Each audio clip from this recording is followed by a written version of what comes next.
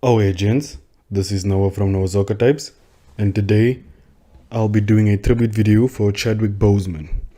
Now, Chadwick Boseman played T'Challa or Black Panther in the MCU, and he was basically a well-known actor who played many iconic roles.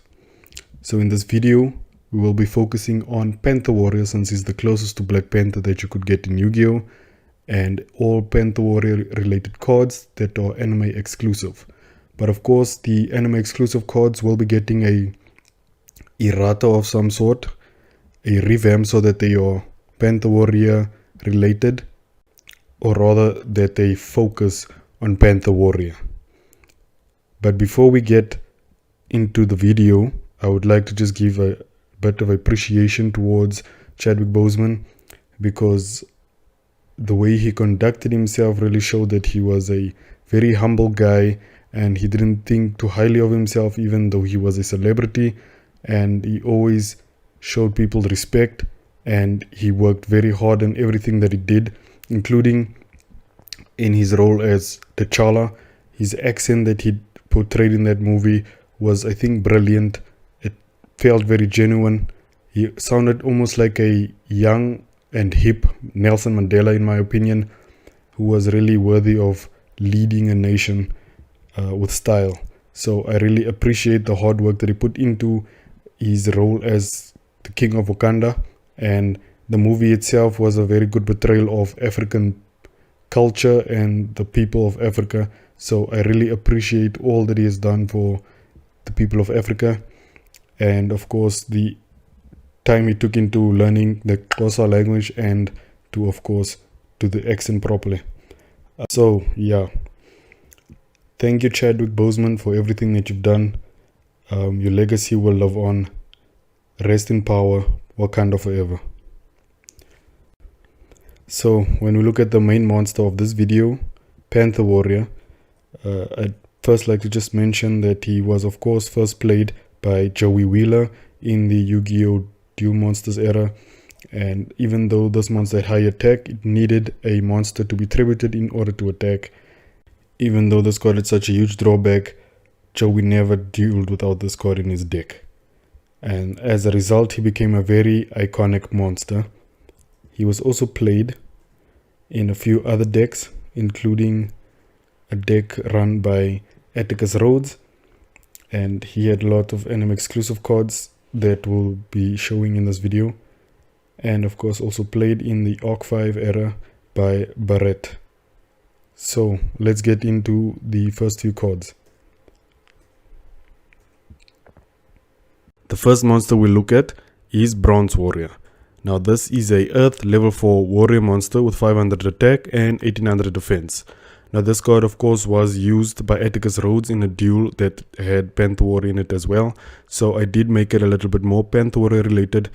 So this is the effects that it has now. This card's name becomes Panther Warrior on the field or in the graveyard.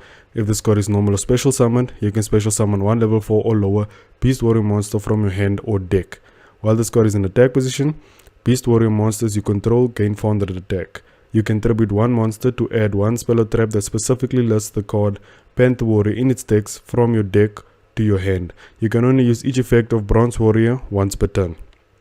Now, of course, this card has a little bit of parallels with the Black Panther movie itself, as Bronze Warrior kind of reminds me of T'Challa himself without the Panther Warrior suit on, and the fact that it can summon a level 4 or lower Beast Warrior monster, you basically can bring the suit out, which in this case would be Panther Warrior himself.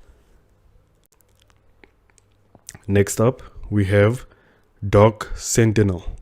This is a Dark level 4 machine monster, 1500 attack and 1800 defense, that was played in the Arc 5 anime by Barrett, and this is its effect. If you control no monsters, you can special summon this card from your hand. If this card is normal or special summoned, you can add one Beast Borg card from your deck to your hand. You can target one set card your opponent controls, destroy it.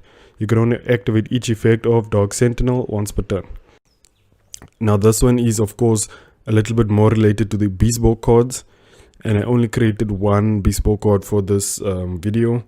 So we'll get into that one a little bit later. But this is for the Bespoke fusion cards. Next up, we have Carrier Sentinel. This is another dark level 4 machine monster with 1000 attack and 1600 defense. If this card is the only card in your hand, you can special summon it. If this card is normal or special summoned, you can add one Beast Warrior monster from your deck to your hand. If this card is sent to the graveyard as a fusion material for the fusion summon of a Bespoke fusion monster, you can special summon one Carrier token, Machine Dark level 2, 1000 attack, 800 defense. You can only activate each effect of Carrier Sentinel once per turn. This again is from the Arc 5 era, and it is also related to the Bespoke cards. But since a lot of duels revolving around Panther Warrior had tokens in them, I decided to give this card a token after its fusion summon, since a lot of the Panther Warrior cards need to tribute a monster in order to activate the effects or to attack or something like that. So for that reason, some of the cards do give you a token. And Carrier token, of course, only 1000 attack, so it's really just meant for the tributing and not much anything else. You could also use it for fusing, since the deck does revolve around fusions as well, but that's up to you, of course. Next up, we have the field spell Ultimate Stage Costume. This, of course, is a card that was played in the GX era by Atticus Rhodes, and the effect goes as follows. Panther Warrior you control cannot be targeted or destroyed by your opponent's card effects. If Panther Warrior battles a monster with an attack higher, it gains 3000 attack during the damage calculation only. Once per turn, if a monster is tributed during the battle phase, you can special summon one tribute token, Beast Earth level 1, attack and defense 0 in face-up defense position. This has real-world parallels and also parallels to the movie. In the real world, Chadewick Boseman, of course, did become a little bit famous after certain movies, and this costume that he wore in Black Panther did give the people in the real world and in the movie the strength in order to, fight on. And the effect, of course, reflects that by giving you 3000 attack if your opponent's monster had higher attack. So, yes, having the ultimate costume on does actually boost your morale and your strength. The tribute token, of course, is just a small token in case your other Panther Warriors might need to attack, or if, for example, you're playing one of the other support cards that allow you to attack multiple times, you might need more than one monster in order to tribute for Panther Warrior. Next up, we have Spotlight. This is a continuous spell card played in the GX era.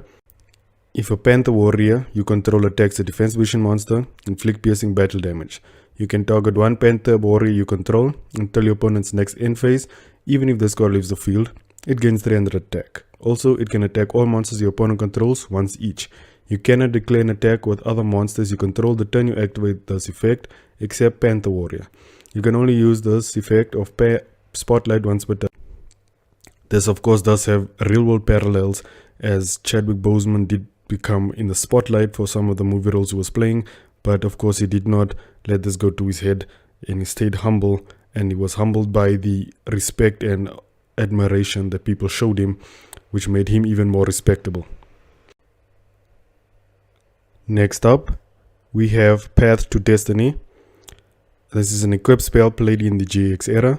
Equip only to Panther Warrior, it can attack your opponent directly. Once per turn, if the equipped monster inflicts battle damage to your opponent, you can draw one card.